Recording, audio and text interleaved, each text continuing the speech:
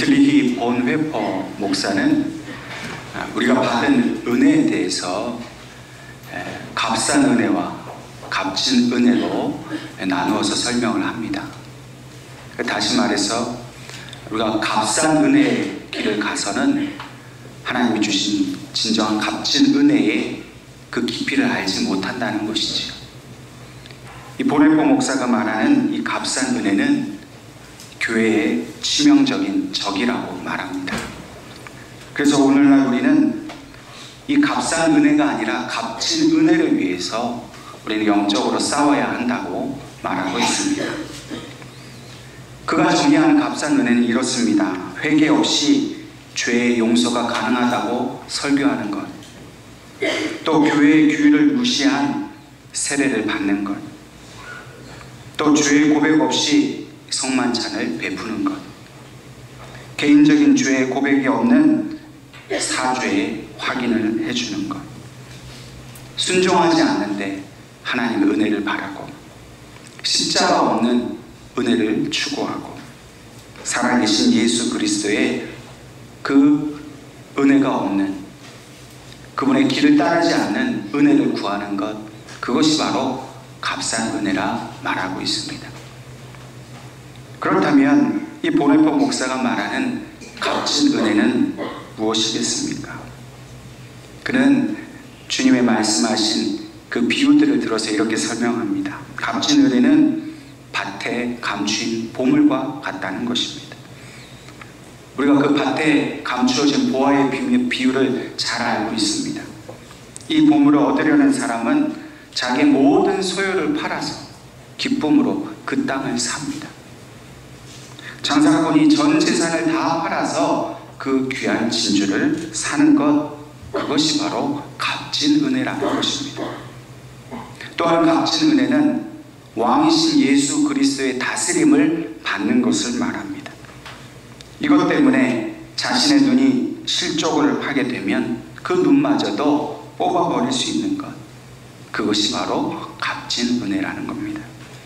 그래서 이 값진 은혜를 받은 제자들이 예수님의 부르심을 듣고서 그 자리에서 자기의 모든 것을 버려두고 예수님을 따랐던 것처럼 오늘 우리 믿는 자들이 값진 은혜를 받았다면 내가 가진 것, 내 소유를 아까워하지 않고 주를 위해 모든 것을 드리고 주님이 원하시는 그 길을 순종함으로 가야 할 것이라 말합니다.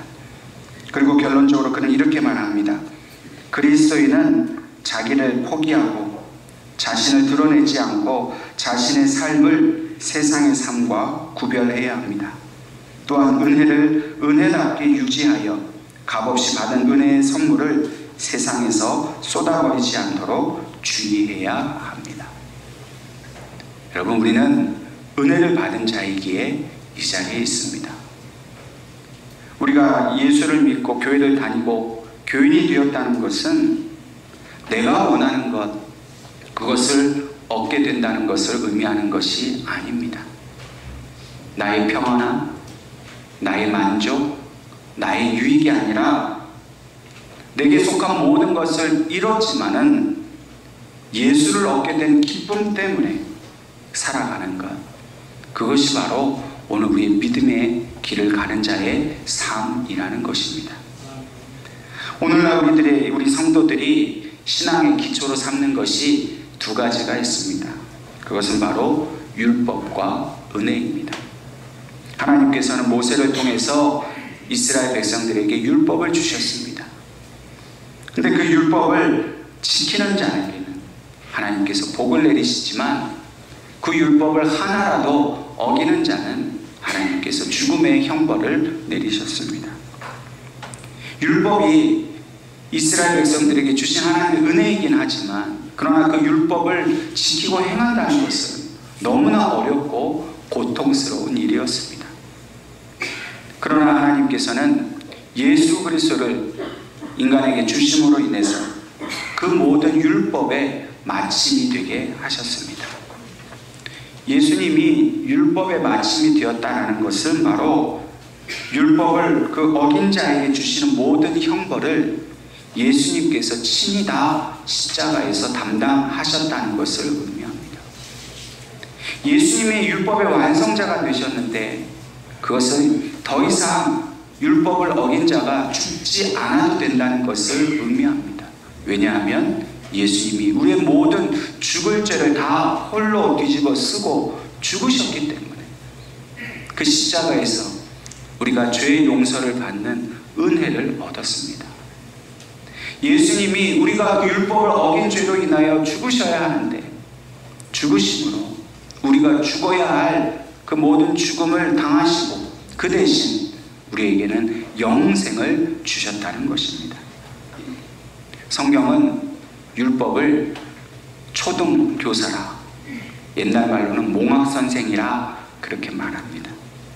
율법은 우리에게 죄를 가르쳐 줍니다. 율법이 없으면 우리가 죄를 지어도 죄가 뭔지를 모른다는 것이지. 그래서 율법의 그 말씀을 통해 우리의 죄가 무엇인지를 다 가르쳐 주십니다. 뿐만 아니라 그 죄를 통해서 우리의 무능함을 깨닫습니다. 아, 나는 이 율법을 다 지킬 수 없는 죄인이구나. 나는 하나님 앞에 내 의로는 아무것도 할 수 없구나 하는 그 무능함을 깨닫는 것입니다. 그러나 그 율법을 통해서 깨달은 무능함, 그 죄책감, 이 모든 것을 예수 그리스도의 은혜로 말미암아 그 모든 죄를 씻어주신 겁니다. 예수 그리스도를 믿으면 이제는 죄인이 아니라 의인이 되는 것입니다. 율법에 의해서 구속당하는 삶, 율법을 어기면 죽을 수밖에 없기 때문에 늘 그 매여 살아야 하는 그 삶에서 예수 그리스도께서 십자가의 죽으심으로 이제는 우리가 자유하게 되었습니다. 예전에는 율법을 어기면 죽습니다. 그러나 예수 안에 있는 자는 율법을 어겨도 그리스도의 십자가의 은혜로 말미암아 결코 죽지 않게 되었다는 겁니다. 뿐만 아니라 우리는 예수 그리스도의 십자가의 죽음으로 하나님의 자녀가 되는 권세까지 얻게 되었습니다. 이것이 바로 우리에게 주신 귀한 은혜입니다. 하나님께 우리가 순종하는 것도 마찬가지입니다. 우리가 하나님께 순종할 때에 두 가지가 있습니다. 첫 번째는 율법에 기초한 순종입니다. 다시 말해서 규칙이나 어떤 원칙에 순종하는 겁니다. 근데 이 율법에 기초한 순종은 우리에게 매우 무거운 짐이 됩니다. 기쁨으로 순종할 수가 없습니다. 왜냐하면 이것은 매우 의무적이고 형식적이고 강압적이기 때문입니다. 그리고 그 율법의 기초에서 순종하지 않으면 우리는 벌을 받게 되고 징계를 받게 되기 때문에 순종하여 지키기보다는 지키지 못하게 되는 것에 대한 두려움이 늘 우리에게 있습니다. 하나님은 우리가 이런 율법적인 순종을 요구하시지 않습니다. 하나님이 우리에게 바라시는 것은 은혜 안에서 순종하는 것을 원하십니다. 은혜 받은 사람은 강압적으로 지시하거나 명령하지 않아도 스스로 자발적으로 알아서 하나님의 뜻에 순종할 수 있습니다. 순종이 괴로움이 아니라 오히려 순종하는 것이 기쁨이 됩니다. 하나님이 나를 살려주셨기 때문에 내 모든 것을 더해주신 것이 너무나 감사해서 하나님의 뜻을 따라 살아가는 것이 즐거움이고 기쁨이 된다는 것입니다. 그렇게 하나님이 주신 은혜에 따라 순종하니까 하나님이 주시는 더 큰 은혜를 얻게 되는 것, 이것이 바로 하나님께서 오늘 우리에게 바라시는 일인 줄로 믿으시기를 바랍니다. 근데 우리는 너무나도 의무적이고 너무나 기쁨 없는 그런 고통스러운 순종만을 생각을 합니다. 마지못해 예배드리고 마지못해 헌신하고 마지못해 기도하는 것. 여러분, 하나님 그거 원하시는 게 아닙니다. 예배를 드리거든 헌금을 하거든 기도를 하거든 그 받은 은혜가 너무나 커서 내가 헌신하지 않으면 안 할 수 없고 내가 예배 드리지 않을 수 없고 그 주신 은혜가 너무나 커서 내가 기도하지 않을 수 없는, 그렇게 하나님 앞에 기쁨으로 모든 것을 드리는 것을 하나님은 분명히 바라십니다. 저와 여러분이 한번 이 문제를 다시 한번 생각해 보아야 합니다. 나는 신앙생활을 정말 받은 은혜의 기초에서 기쁨으로 하고 있는가? 아니면 그냥 의무니까? 아무 감동 없이 그냥 시간이 됐으니까 그냥 강압에 못 이겨서 이 자리에 나와 있는지 한번 생각해 봐야 할 것입니다. 오늘 하나님께서 주신 이 본문의 말씀을 통해서 다윗이 하나님의 크신 은혜 앞에 그 은혜를 받은 이후에 어떻게 하나님 앞에 순종하는 삶을 살게 되었는가 우리가 함께 살펴보아야 할 것입니다. 사울 왕은 골리앗을 죽인 이 다윗을 향해서 여인들이 사울이 죽인 자는 천천히요 다윗은 만만히로다 이렇게 노래하는 것을 듣고는 매우 불쾌했습니다. 왕인 자기를 높여야 되는데 저 어린 꼬마 다윗을 높이니까 그 시기하고 질투하는 마음 때문에 견딜 수가 없었습니다. 근데 그 불쾌한 마음, 그 작은 씨앗이 점점 자라더니 이제는 다윗을 죽이고자 하는 그 엄청난 악한 마음으로 그 마음이 성장하게 되었습니다. 그런데 이 사실을 알게 된 이 사울의 아들 요나단이 다윗을 도망하도록 돕습니다. 다윗이 사울 왕이 자기를 죽이려 한다는 걸 알고 도망을 하게 되었는데 그 도망하는 길이 얼마나 고통스러웠겠습니까? 자기를 죽이고자 합니다. 뭐 그냥 자기를 미워하는 정도가 아닙니다. 여러분 자기 목숨이 걸렸는데 그럼 극한 그 고통과 두려움을 느끼지 않을 사람이 어디에 있겠습니까? 아직도 어린 그런 아이에 불과한 다윗인데 목숨을 걸고 다윗은 도망자의 삶을 갈 수밖에 없습니다. 오늘 우리의 삶도 마찬가지입니다. 참 피곤하고 고단합니다. 쉼없이 도망쳐 보지만은 그러나 세상이 어디 우리를 가만히 내버려 둡니까?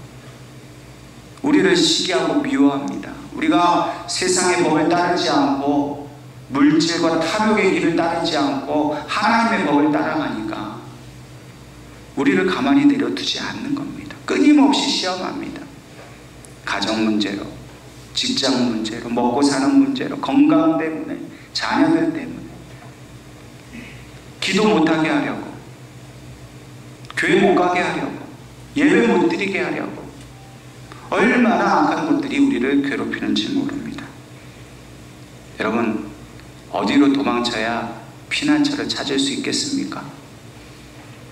어디에서 참된 안식을 얻을 수 있겠습니까?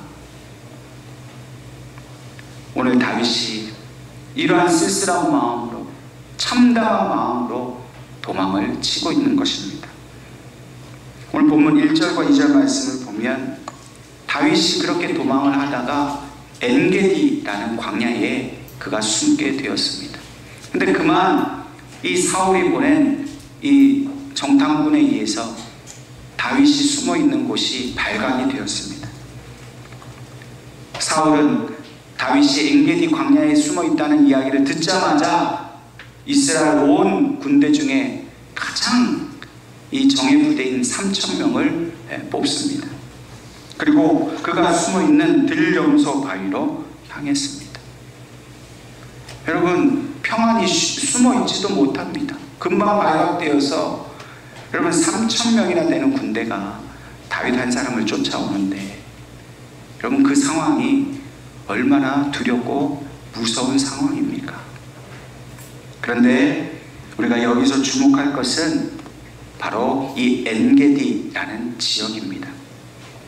이 엔게디 광야는 이 해수면보다 200m나 낮은 곳에 위치하고 있습니다.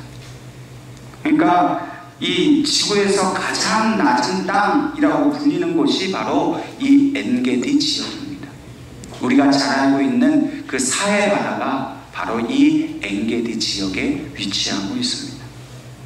다시 말해서 이 땅에서 가장 황량하고 죽음의 바다가 있는 곳이 바로 이 엔게디입니다. 도무지 사람이 살 수 없는 곳, 그곳이 바로 이 엔게디입니다. 그런데 놀라운 것은 그 황량한 엔게디에 엔게디 폭포가 있습니다. 이 폭포는 그 바위 위에 있는 엔게디 샘에서 흘러나오는 물들이 모여서 생긴 곳입니다. 그래서 이 엔게디라는 말은 샘물을 뜻하는 엔이란 말과 들염소를 뜻하는 게디에라는 말의 조합입니다. 다시 말해서 엔게디는 들염소의 생물이라는 뜻입니다. 그래서 2절 말씀에 사울이 들염소의 바위로 갔다라고 하는 것, 그것이 바로 이 엔게디를 말하는 것입니다. 다윗이 엔게디에 숨었을 때 그는 죽은 것과 같은 고통 속에서 그곳에 숨어 있었습니다. 그런데 그곳에 도착해 보니 그 폭포수가 넘쳐 흐르는 것입니다. 다윗은 이 엔게디에서 하나님이 주시는 은혜를 경험하게 되었습니다. 본래 이 유대인들에게 이 광야에서 솟아나는 샘물은 하나님의 임재를 상징하는 것입니다. 아무것도 의지할 것 없는 그 광야를 방황하며 떠돌던 다윗이 죽을 것 같은 고통 속에서 이 엔게디의 샘물을 마시게 되었을 때 그것은 단지 자기의 그 육신을 위한 생명수를 얻었을 뿐만 아니라 자신을 도우시는 하나님의 은혜를 경험하게 된 것입니다. 다윗은 이 엔게디에서 자기의 삶을 재해석하기 시작했습니다. 이 엔게디에 이르기까지 도망치는 다윗의 마음속에는 어떤 마음이 있었겠습니까? 왜 나를 죽이려고 하는가 하는 그 억울한 마음이 있었습니다. 내가 골리앗을 죽이고 이스라엘을 구했는데 나에게 상이 따르기보다는 왕이 나를 미워해서 죽이려고 한다는 사실에 그 분노가 얼마나 다윗의 마음이 있었겠습니까? 억울함과 그 분노하는 마음을 다윗이 다시 들여다보기 시작한 겁니다. 이 죽을 것 같은 광야에서 이 샘물을 먹이셔서 살리신 하나님의 은혜를 경험하고 나서 이제는 더 이상 억울해한 마음, 분노하는 마음, 그 고통의 감정에서 그가 자유하게 되었습니다. 자기가 사울 왕에게 쫓기는 그 상황에 대한 불평, 분노, 그것을 다 버린 겁니다. 이 죽을 것 같은 상황 속에서도 나에게 생물을 먹여주시려고 나와 함께 하신 하나님의 은혜를 생각하니까 그의 슬픔, 고통, 아픔, 미움이 다 사라지게 된 것입니다. 그리고 오히려 그가 쫓기게 된 것으로 인해서 이 하나님의 은혜의 생물을 마시게 된 것이 자기에게 주신 더 큰 은혜인 것을 다윗은 믿음으로 받아들이게 된 것입니다. 오늘 우리도 마찬가지입니다. 아무리 이 세상이 우리의 그 타는 듯한 몸과름과 그 굶주림으로 인해서 우리를 죽일 듯이 내몬다 할지라도 하나님은 항상 우리 앞에 엔게디 샘물을 예비하고 계심을 믿으시기를 바랍니다. 광야에는 아무 소망이 없습니다. 우리 인생에도 절망뿐이고 소망이 없어 보입니다. 그러나 바위 하나만 되돌아가 보면 그 뒤편에는 엔게디 샘물에 놀라운 은혜가 기다리고 있는 겁니다. 그 바위 앞에서 좌절하여 주저앉아버리면 그 샘물을 마실 수 없습니다. 힘들고 고통스럽고 어려워도 끝까지 가십시오. 그 큰 바위 뒤를 돌아 들어가 보세요. 그곳에 마셔도 마르지 않는 엔게디 샘물이 기다리고 있다는 겁니다. 요즘 같은 세상에 우리가 마트에서 생수 한 병 사다가 물 마시는 거 얼마나 평범한 일상입니까? 얼마나 쉬운 일입니까? 그러나 우리의 죽음이 기다리고 있는 그 광야에서 마시는 엔게디 샘물은 하나님이 주시는 아주 특별하고도 우리 인생에서 가장 소중한 하나님의 은혜라는 사실을 우리는 기억해야 합니다. 육신의 목마름을 해결하는 것보다 더 중요한 것은 우리의 영혼의 목마름을 해결하는 일입니다. 여러분 분명히 기억하십시오. 우리가 하나님의 은혜 없이는 잠시도 살 수 없는 존재라는 것을 우리는 기억해야 합니다. 나는 하나님 은혜 없어도 내가 버는 돈, 내 건강 가지고 난 열심히 잘 살 수 있다. 여러분 그건 교만입니다. 죄입니다. 나는 하나님 없이는 살 수 없습니다. 날마다 부어주시는 하나님의 은혜가 없이는 나는 죽은 것과 같습니다 라고 그렇게 고백하는 사람을 하나님은 더욱 기쁘게 여기시고 더 큰 은혜를 주신다는 사실을 우리는 분명히 기억해야 할 것입니다. 다윗은 바로 그 엔게디 폭포에서 그 물을 마시면서 하나님이 주시는 최고의 은혜를 경험하게 된 겁니다. 오늘 저와 여러분도 우리 인생에 부어주시는 하나님의 최고의 은혜를 분명히 기억할 수 있기를 간절히 축원합니다. 늘 그 최고의 은혜 가운데 살아갈 수 있기를 간절히 바랍니다. 다윗은 이렇게 자신에게 부어주신 최고의 은혜를 경험하는 그 순간 자기의 원수인 사울을 만나게 되었습니다. 이 엔게디 지역은 샘물뿐만 아니라 그 이름대로 들염소가 많이 있었습니다. 특별히 이 엔게디는 높은 바위들이 많이 있습니다. 또 그 바위 사이에는 자연적으로 생겨난 동굴들이 많이 있습니다. 염소들은 원래 이렇게 높은 바위를 뛰기를 좋아하고 그렇게 수많은 동굴 속에서 숨어서 사는 것을 좋아하는 습성이 있었습니다. 그래서 이 엔게디 지역은 그 이름대로 들염소들이 살기에 최적화되어 있는 그런 장소였습니다. 다윗은 그 수많은 동굴들 중에 한 곳에 숨어 있었습니다. 그런데 마침 그곳에 다다른 사울이 동굴 속으로 들어왔습니다. 성경 말씀대로 뒤를 보기 위해서 들어가게 되었습니다. 생리 현상을 해결하기 위함이었습니다. 그런데 그 동굴 안 깊숙한 곳에는 다윗과 다윗의 사람들이 숨어 있었습니다. 4절 말씀을 보면 다윗의 사람들이 이렇게 말합니다. 보소서, 여호와께서 당신에게 이르시기를 내가 원수를 내 손에 넘기리니 내 생각에 좋은 대로 그에게 행하라 하시더니 이것이 그날이니이다. 다윗의 부하들의 생각은 뭐냐면 하나님이 우리의 기도에 응답하셨다는 겁니다. 우리가 지금 사울 왕궁에 쫓기게 되었는데 우리의 그 쫓기는 상황을 알고 우리를 구해주시려고 사울을 동굴 속에 인도해 주셨으니 저를 죽여서 우리 기도 응답을 확인하자는 겁니다.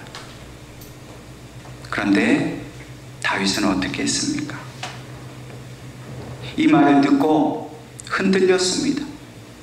그래서 조용히 사울의 뒤로 가서 그의 겉옷자락을 칼로 베어냅니다. 사실 다윗을 따르는 사람들 말처럼 하려면 다윗은 그 자리에서 사울을 죽였어야 합니다. 그러나 다윗은 사울을 죽이기를 원치 않았습니다. 단지 자기에 대한 오해만을 풀기를 바라서 그의 옷자락만을 베어냈습니다. 그러나 5절 말씀을 보면 다윗이 오해를 풀기 위해서 했던 이 가장 소극적인 태도를 보였음에도 불구하고 다윗의 마음이 찔렸다라고 기록하고 있습니다. 여러분, 이 부하들의 말처럼 사울을 죽이면 다윗도 편하고 그 부하들도 편해집니다. 다윗이 그 옷자락을 베어낸 것은 최소한의 양심 때문에 한 일입니다. 그런데도 그의 마음이 찔렸다는 겁니다.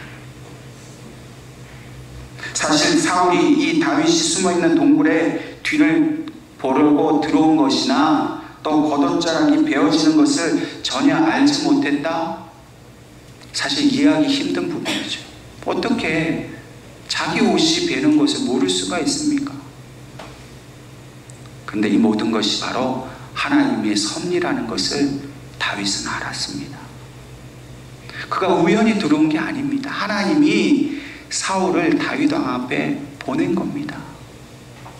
자기 옷자락이 베어지는 것을 모르도록 하나님이 사울의 모든 감각을 막으셨습니다. 왜냐하면 다윗이 어떻게 행동하는가를 하나님이 지켜보셨기 때문입니다. 네가 나에게 은혜를 받았는데 그 은혜 받은 다윗 네가 내 뜻에 순종하는지 안 하는지 하나님이 보시려고 다윗을 시험하는 그런 장면이었습니다. 그래서 그 사울의 옷자락을 벤 일로 인해서 하나님이 다윗의 마음에 찔림을 주셨습니다. 그리고 그가 해야 할 순종의 모습을 하나님이 기대하신 겁니다. 다윗은 이미 사울 왕에 대한 분노와 원망을 버렸습니다.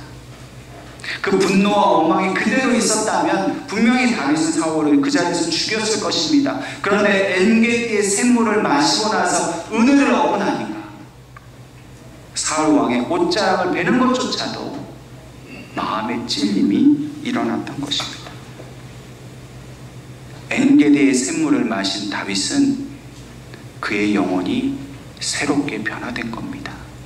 단지 인내심이 생긴 게 아니라 다윗은 새 사람이 되었습니다. 더 이상 원수를 갚고자 하는 마음, 자기 뜻대로 하고자 하는 그런 정욕에 사로잡힌 자가 아니라 온전히 하나님이 주시는 은혜의 그 충만함 속에 살게 된 자가 되니까 죽여도 되는 그 원수 앞에서 그를 용서하는 마음을 갖게 된 것입니다.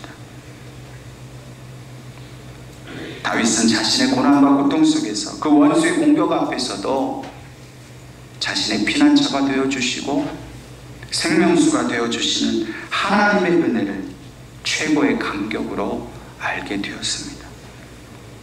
그리고 자기 양심이 찔리는 것, 이것이 바로 하나님의 뜻인 것을 알았습니다.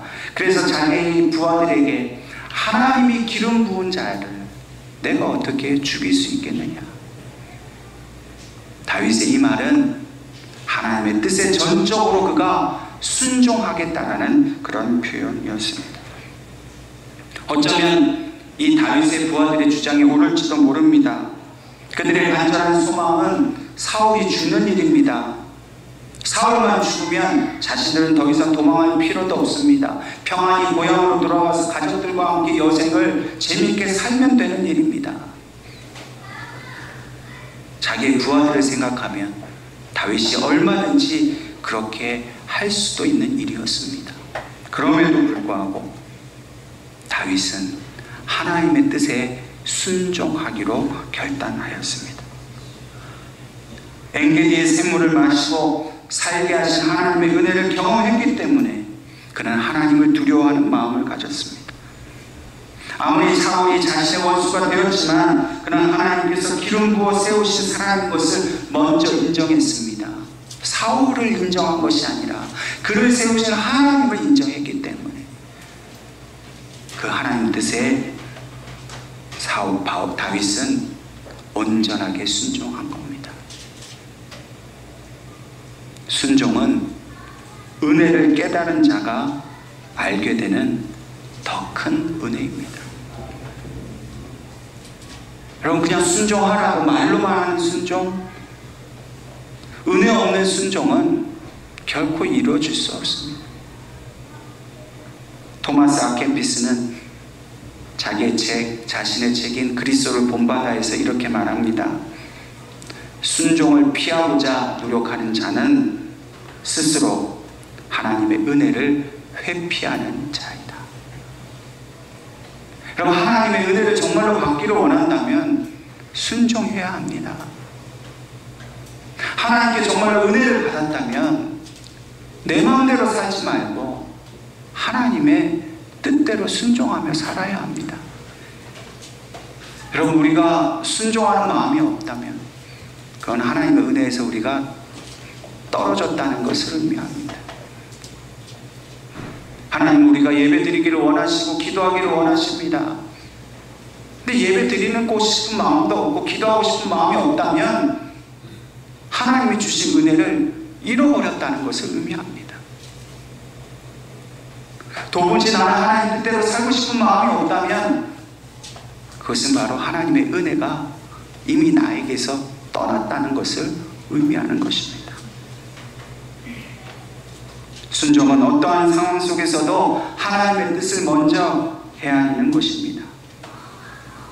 그래서 그 하나님의 뜻에 기쁨으로 순종하고 싶어하는 마음이 생기는 것, 그것이 바로 은혜입니다.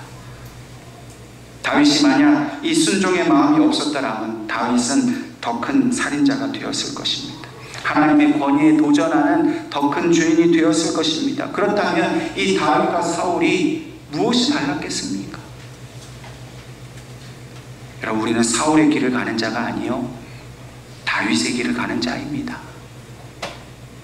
하나님의 은혜를 받았기 때문에 원수를 죽이지 못하고 오히려 용서해야 하는 그 하나님의 뜻을 순종하며 사는 자가 되어야 한다는 겁니다. 하나님은 오늘 우리가 율법이 아닌 은혜 안에서 살아가기를 원하십니다. 그 은혜 안에서 순종하는 기쁨을 누리며 살기를 원하십니다. 하나님은 우리가 기도의 자리로 나오기를 원하세요. 만약 여러분들에게 새벽기도, 수요기도, 금요기도요, 그 법으로 정해서 여러분들에게 무조건 다 출석하게 하고 만약에 기도에 빠지면 벌을 준다라고 해보십시오. 여러분, 그 기도가 기쁘겠습니까? 고통입니다. 오히려 그거 싫어서 교회 안 나올지도 모릅니다. 그러나 은혜 안에 있는 사람은 시키지 않아도 그 기도의 자리를 나옵니다. 왜요? 그 받은 은혜가 너무나 감사한데, 하나님의 뜻이 기도하는 일인 것을 알았는데, 하나님의 뜻이 용서하는 것임을 알았는데, 그 뜻에 순종하고 싶어서 원수까지도 용서하고 기도하고 헌신하고, 그래서 그것이 너무나 기쁘고 즐거워서 하나님 앞에 감사하게 되는 것, 그 은혜가 오늘 우리에게 넘쳐야 될 것을 여러분도 믿으시기를 바랍니다. 여러분, 우리 신앙생활 다시 점검해야 합니다. 그냥 교회 다니는 것만으로는 불충분합니다. 은혜가 충만해져서 이미 우리에게 하나님은 은혜를 주셨어요. 십자가에서 죄를 용서해 주시지 않았습니까? 우리에게 생명을 주시지 않았습니까? 가정을 주셨고 자녀를 주시지 않았습니까? 받은 은혜를 알지 못하고 하나님의 명령을 귀찮게 여기고 그것을 무거운 짐으로 여겨서 겨우겨우 그거 그냥 마지못해 하는 정도면 우리는 하나님의 은혜에서 이미 너무나 멀어진 사람들입니다. 오늘 저와 여러분이 다시 한번 하나님이 주시는 은혜를 회복할 수 있기를 바랍니다. 하나님이 부어주시겠다 약속하셨습니다. 그러면 기도의 자리에 순종하며 나아가십시다. 하나님이 어떤 명령을 하시든 어떤 감동을 우리에게 주시든 그 주시는 감동 앞에 순종하십시다. 하나님은 말씀으로, 사람을 통해, 목회자를 통해, 설교를 통해, 가족을 통해 늘 우리에게 말씀하십니다. 그 말씀하시는 음성을 영적으로 우리가 민감하게 깨달아 알아듣고 그렇게 순종하시면 하나님이 더 큰 은혜를 우리에게 주실 줄로 믿으시고 날마다 주님께 나아가는 저와 여러분이 될 수 있기를 주님의 이름으로 축원합니다. 기도하겠습니다.